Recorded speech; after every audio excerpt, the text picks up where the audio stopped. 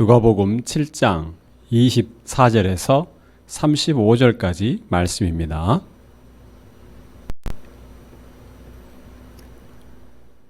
요한의 보낸 자가 떠난 후에 예수께서 무리에게 요한에 대하여 말씀하시되 너희가 무엇을 보려고 광야에 나갔더냐?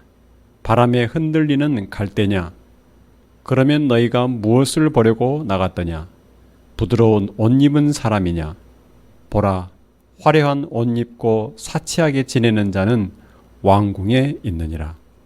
그러면 너희가 무엇을 보려고 나갔더냐? 선지자냐? 옳다.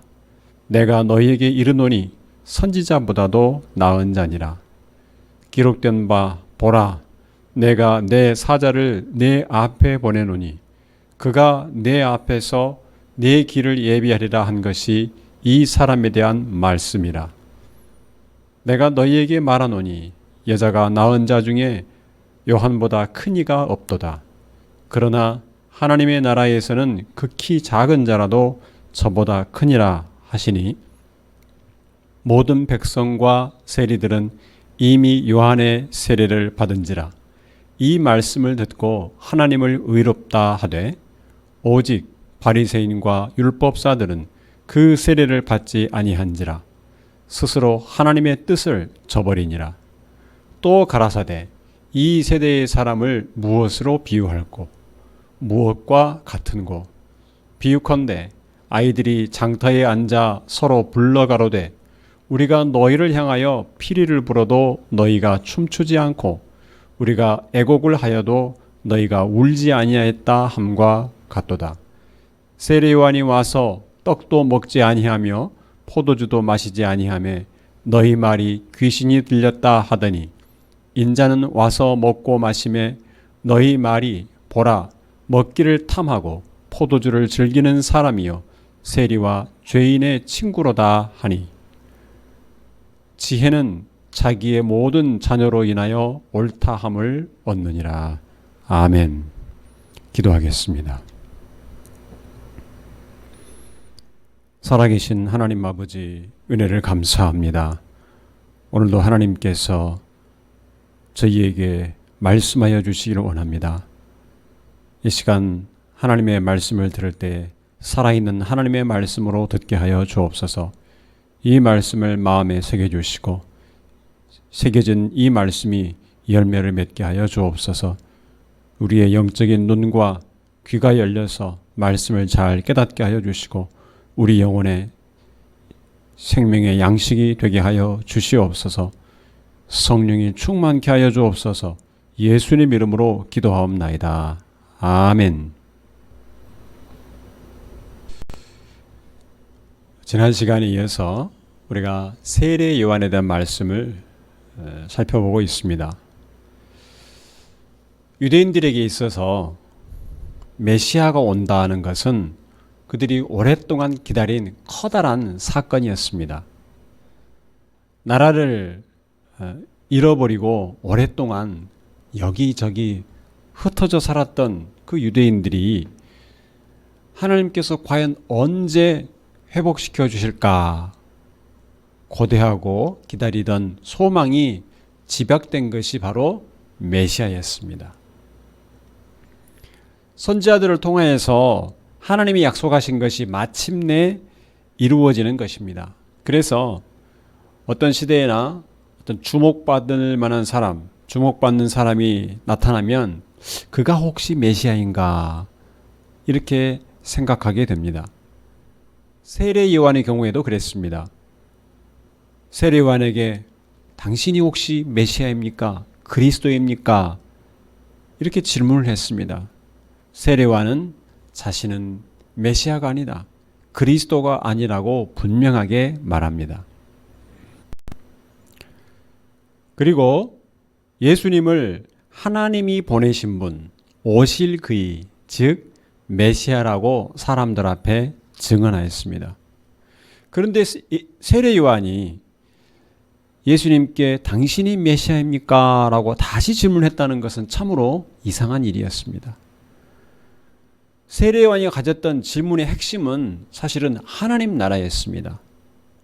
그래서 예수님께서는 세례 요한이 질문을 했을 때 분명하게 메시아가 왔을 때 일어날 일이 지금 일어나고 있다. 즉 하나님의 나라가 임하였다고 답변하신 것이나 마찬가지입니다. 그리고 예수님께서는 오늘 본문에서 하나님 나라에 대해서 가르쳐주고 계십니다. 오늘 본문에서 우리가 배울 것은 첫째로 하나님 나라는 세상의 어떤 것과 비교할 수 없이 영광스럽다는 것입니다.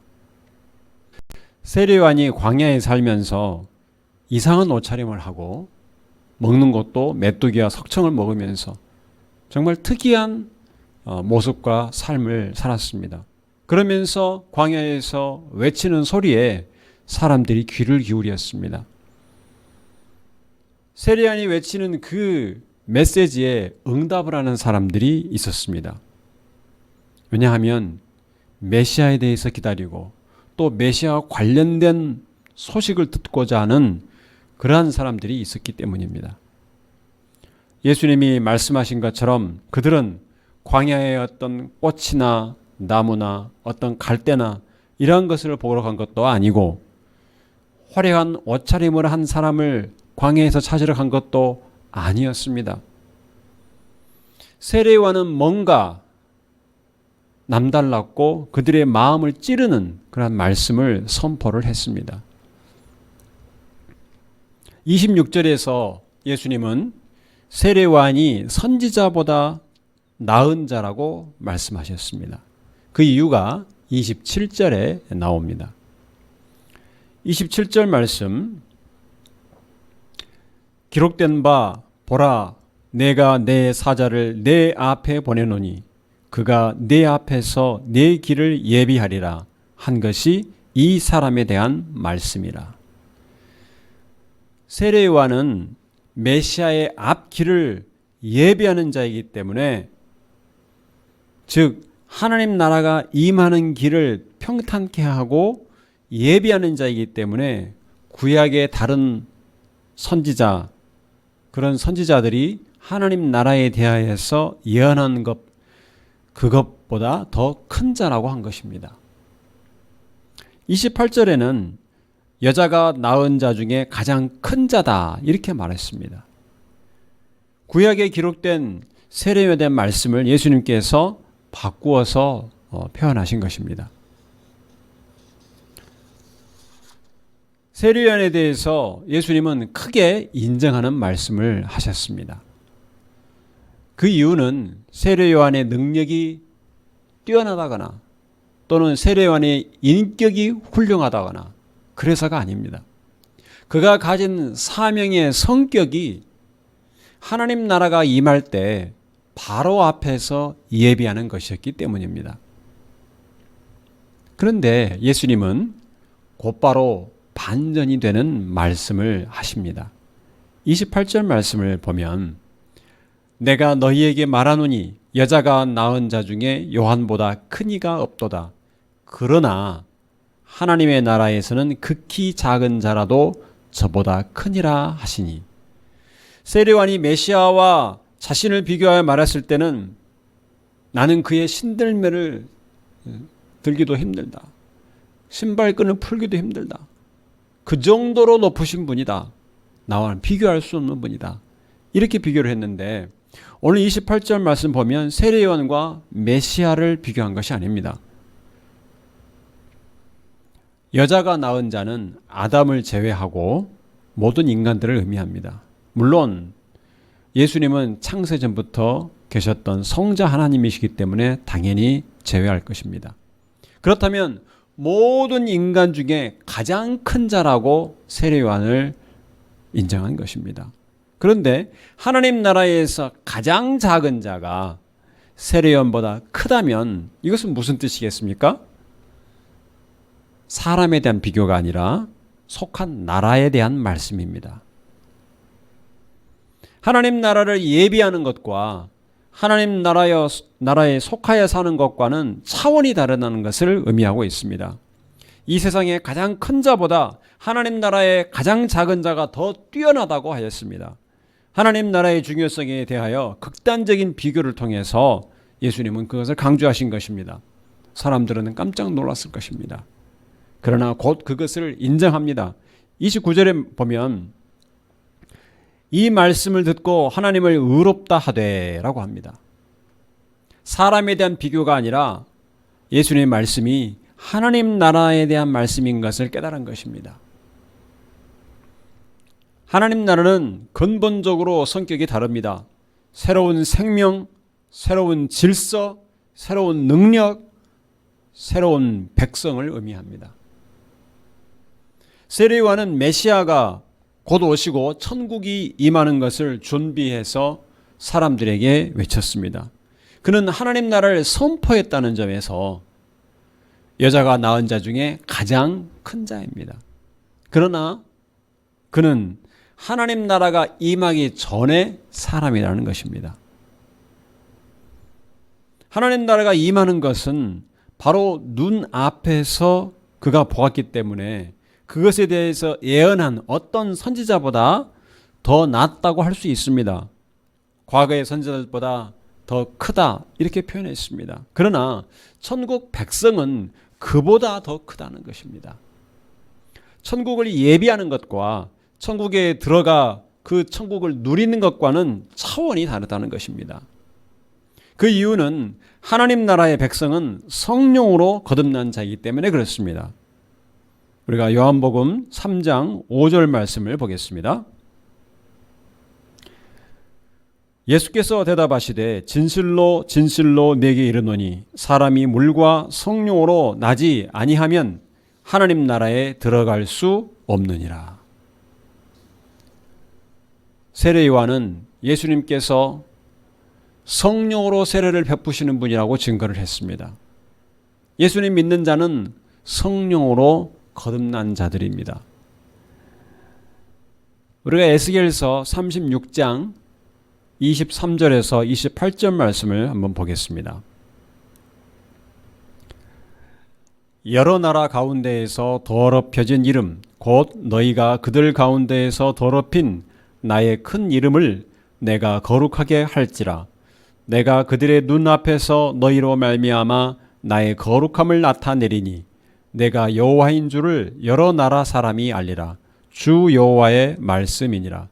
내가 너희를 여러 나라 가운데에서 인도하여 내고 여러 민족 가운데에서 모아 데리고 고국 땅에 들어가서 맑은 물을 너희에게 뿌려서 너희로 정결하게 하되 곧 너희 모든 더러운 것에서와 모든 우상 숭배에서 너희를 정결하게 할 것이며 또 새 영을 너희 속에 두고 새 마음을 너희에게 주되 너희 육신에서 굳은 마음을 제거하고 부드러운 마음을 줄 것이며 또 내 영을 너희 속에 두어 너희로 내 율례를 행하게 하리니 너희가 내 규례를 지켜 행할지라.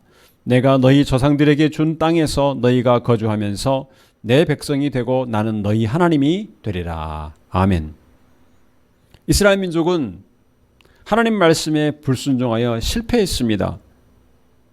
그런데 하나님께서는 그들을 회복시켜 주십니다. 성령을 통해서 회복시켜 주십니다.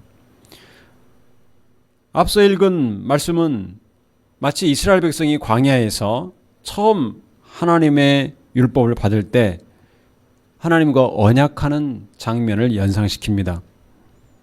너희는 제사장 나라가 되고 거룩한 백성이 될 것이다. 내 소유가 될 것이다. 나는 너희 하나님이 되리라. 이렇게 말씀한 것이 이제 새 언약에서는 이제 성령을 주시고 그 안에서 새로운 백성을 삼으실 것을 약속합니다. 이것이 새 언약입니다. 예수 그리스도의 피로 이루어지는 새 언약입니다. 성령께서 믿는 성도 안에 계셔서 이제 성도는 하나님 말씀에 순종하게 됩니다. 하나님께서 기뻐하시는 열매, 성령의 열매를 맺게 됩니다. 그래서 거듭난 하나님 나라의 백성은 이전과는 질적으로 새롭고 영광스러운 존재가 되는 것입니다. 예수 그리스도 안에서 믿음으로 이렇게 영광스러운 하나님 나라의 백성이 된 것을 여러분 모두 확신하시고 감사하시기 바랍니다. 그러면 하나님 백성으로서 이제 어떻게 살아야 할까요? 오늘 본문에서 두 번째로 배울 것은 하나님 나라의 백성답게 살아야 한다는 것입니다. 35절 말씀 보면 지혜는 자기의 모든 자녀로 인하여 옳다함을 얻느니라고 했습니다.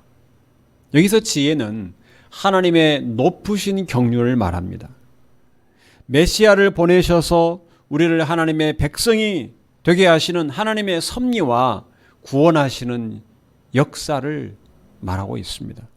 예수님을 보내시고 그를 믿는 자를 성령으로 거듭나게 하셔서 천국 백성으로 삼으시는 방법이야말로 놀라운 하나님의 지혜인 것입니다. 그래서 고린도전서 1장 24절에 이렇게 말씀했습니다. 오직 부르심을 받은 자들에게는 유대인이나 헬라인이나 그리스도는 하나님의 능력이요 하나님의 지혜니라. 아멘. 예수 그리스도가 곧 하나님의 지혜입니다. 이 지혜를 하나님의 자녀들은 인정하고 믿는 것입니다. 예수님께서 하나님의 나라의 존귀함에 대해서 가르쳐 주시자 그 말씀을 들은 사람들 중에 요한의 세례를 받은 백성들, 그들은 하나님을 의롭다고 인정을 합니다. 그런데 요한의 세례를 받지 않은 바리새인들과 율법사들은 거부합니다. 예수님과 예수님이 가르치시는 하나님의 나라를 받아들이지 않습니다.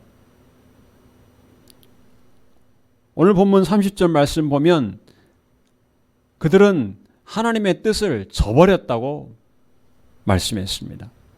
하나님의 뜻을 스스로 저버렸다고 했습니다. 예수님은 그들을 가리켜서 이 세대의 사람이라고 하면서 비유를 말씀하고 있습니다. 32절에서 34절까지 말씀 같이 한번 읽겠습니다. 비유컨대 아이들이 장터에 앉아 서로 불러 가로되 우리가 너희를 향하여 피리를 불어도 너희가 춤추지 않고 우리가 애곡을 하여도 너희가 울지 아니하였다 함과 같도다. 세례요한이 와서 떡도 먹지 아니하며 포도주도 마시지 아니하며 너희 말이 귀신이 들렸다 하더니 인자는 와서 먹고 마시매 너희 말이 보라 먹기를 탐하고 포도주를 즐기는 사람이요 세리와 죄인의 친구로다 하니. 세리와는 회개하라 천국이 가까이 왔다 이렇게 외쳤습니다. 그런데 그 세례요한의 외침도 무시하였고 메시아이신 예수 그리스도가 왔는데도 예수님을 인정하지 않고 거부합니다. 하나님 나라에 대한 선포, 하나님 나라에 임하시는 메시아의 가르침 모두 외면을 합니다. 그렇다면 우리는 어떻습니까? 하나님 나라의 백성이라면 삶의 목적과 살아가는 모습이 하나님 나라 백성다워야 할 것입니다. 하나님의 나라를 누리는 것이 되어야 됩니다. 복음서에 보면 예수님께서 하나님 나라에 대하여 얼마나 많이 강조했는지 알 수 있습니다. 우리가 잘 아는 말씀, 마태복음 6장 33절의 말씀. 그런즉 너희는 먼저 하나님 나라와 그의 의를 구하라. 그리하면 이 모든 것을 너희에게 더하시리라. 산상수훈의 모든 말씀이 하나님 나라의 백성의 살아가는 원리를 가르쳐 주신 것입니다. 그런데 하나님 나라와 상관없이 살아가는 성도들이 있습니다. 예수님께서 비유로 말씀하신 것처럼 피리를 불어도 춤추지 않고 애곡을 하여도 울지 않는 것과 무엇이 다르겠습니까? 아무리 하나님 나라에 대한 말씀을 들어도 삶이 달라지지 않습니다. 여전히 이 세상에 속한 것에만 관심을 두고 살아갑니다. 먹을 것, 마실 것, 입을 것. 이것에 대해서 걱정합니다. 경제가 어려운데 생활비를 벌어야 되는데 이런 걱정을 합니다. 늘 불안하고 늘 전전긍긍합니다. 어떻게 해야 될까? 그런 생각이 머리에 꽉 차 있습니다. 돈을 많이 벌어야 된다고 생각을 합니다. 또 어떤 사람들은 이 세상을 즐기는 데 빠져 있습니다. 맛집을 찾아다니고 좋은 차를 타고 명품 옷을 입으려고 합니다. 물론 허름한 옷, 그런 차림을 꼭 해야 되는 건 아닙니다. 그러나 좋은 것, 이 세상에서 좋은 것들을 찾으려는 것에 마음이 많은 부분이 몰두해 있는 것, 그것이 문제입니다. 명예를 얻고 사람들에게 자랑하고 인정받고 싶어 합니다. 이 세상에 속한 것에 대한 걱정을 하거나 불안하거나 또는 이 세상에 속한 것을 누리고 즐거워하는 삶을 사는 모습입니다.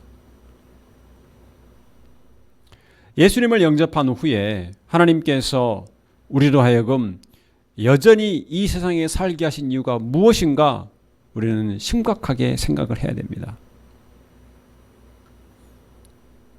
혹시 우리가 하나님의 뜻을 저버리는 유대인들과 바리새인들과 율법사와 같은 삶을 살지는 않는가 스스로 돌아봐야 됩니다.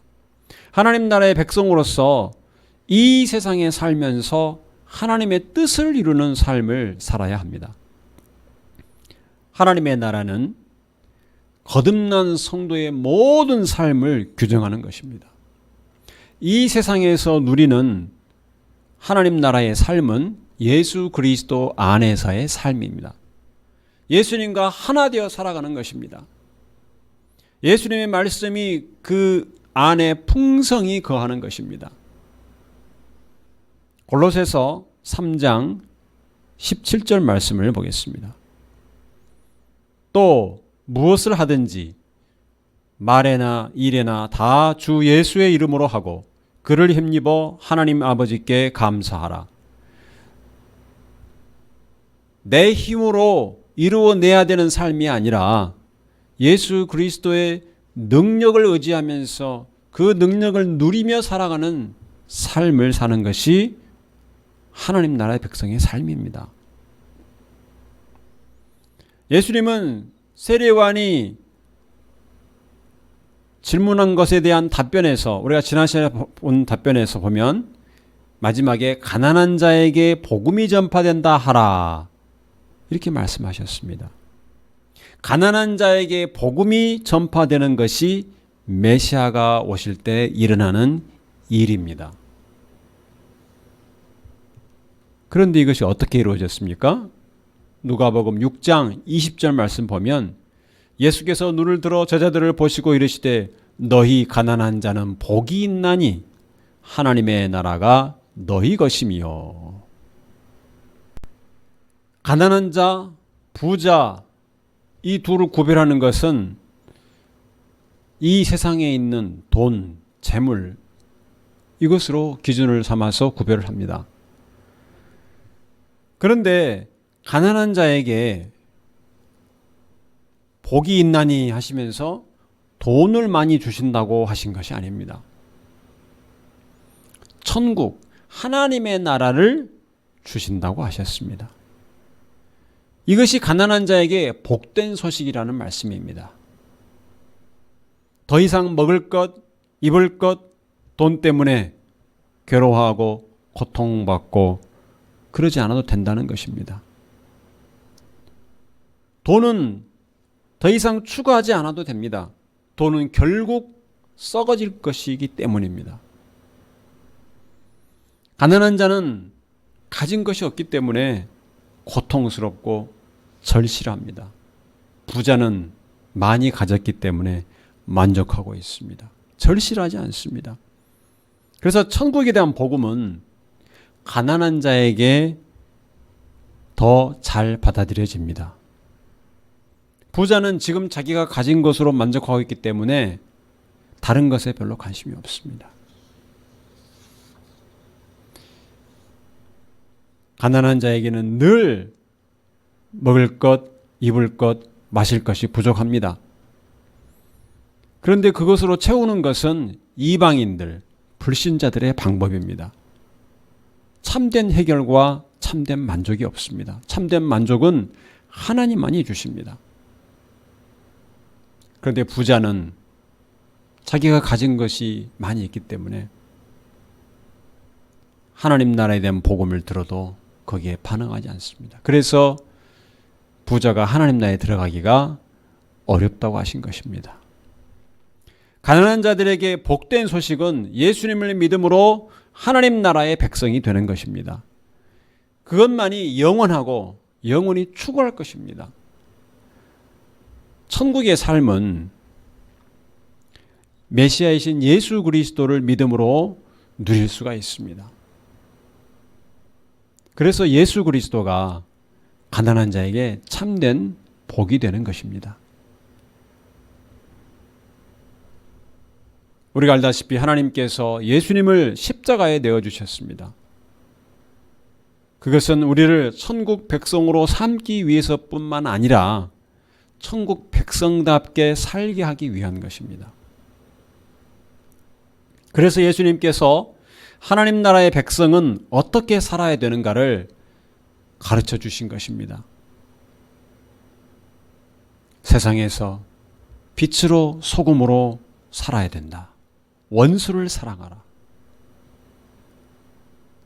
다른 사람을 정죄하기나 비판하기 전에 스스로를 돌아보라. 다른 사람을 긍휼히 여기라. 하늘에서 주는 상을 기대하라. 예수님 때문에 당하는 고난과 핍박을 즐거워하라. 핍박하는 자를 위하여 기도하라. 하나님의 거룩하심을 닮아 너희도 거룩하라. 이 모든 가르침이 이 세상에서 하나님 나라 백성으로 어떻게 살 것인가, 이것에 관한 것입니다. 그런데 여전히 기독교인들 중에 잘못 알고 있는 분들이 있습니다. 이 세상에서는 하고 싶은 대로 내 욕심대로 마음껏 즐기고 누리고 그렇게 살다가 나중에 죽은 후에 천국 가겠다는 것입니다.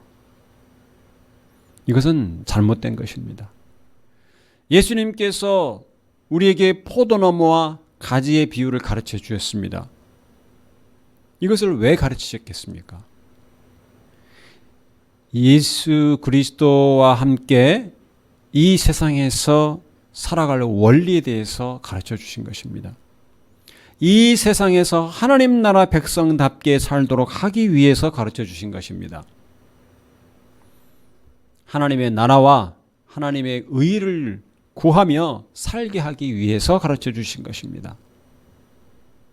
하나님 아버지께서 우리에게 먹을 것, 입을 것, 필요한 것들을 다 있어야 될 줄 아시고 주신다고 하셨습니다. 그러니 하나님 나라의 백성답게 살라는 것입니다. 성도 여러분,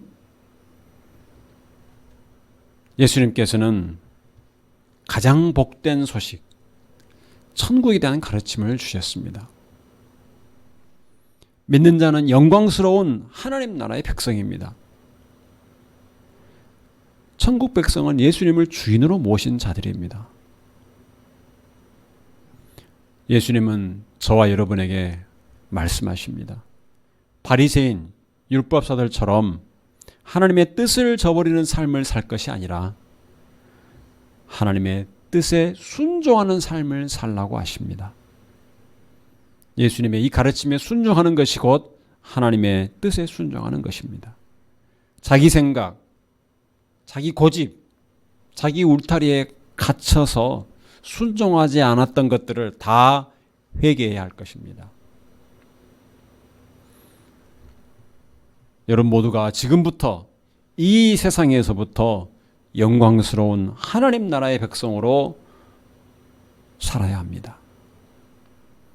주님과 동행하면서 말씀에 순종하고 천국 백성의 삶을 이 세상에서부터 충만히 누리시기를 주님의 이름으로 축원합니다. 기도하겠습니다. 살아계신 아버지 하나님 은혜를 감사합니다.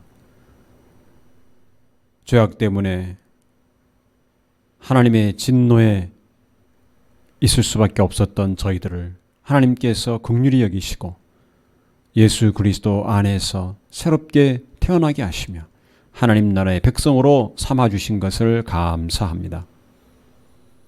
영광스러운 하나님 나라의 백성이 된 것을 확신하고 늘 감사하며 하나님 나라의 백성답게 살게 하여 주시옵소서. 하나님께서 우리를 이 세상에서 하나님 나라의 백성으로 살게 하신 이유를 늘 생각하게 하여 주옵소서. 예수님 안에서 예수님과 하나 되어 예수 그리스도를 목표로 자라가는 성도의 삶을 살게 해 주시고 날마다 영광스러운 하나님 나라의 백성으로서의 삶을 충만히 누리는 성도들 되게 하여 주시옵소서. 세상에 있는 것들 때문에 걱정하고 근심하고 불안해할 것이 아니라 모든 것을 하나님께서 채워주시를 믿고 하나님이 기뻐하시는 뜻에 온전히 순종하며 하나님 나라와 하나님의 의를 먼저 구하는 삶, 하나님 나라의 백성다운 삶을 살도록 인도하여 주시옵소서. 예수 그리스도의 이름으로 기도하옵나이다. 아멘.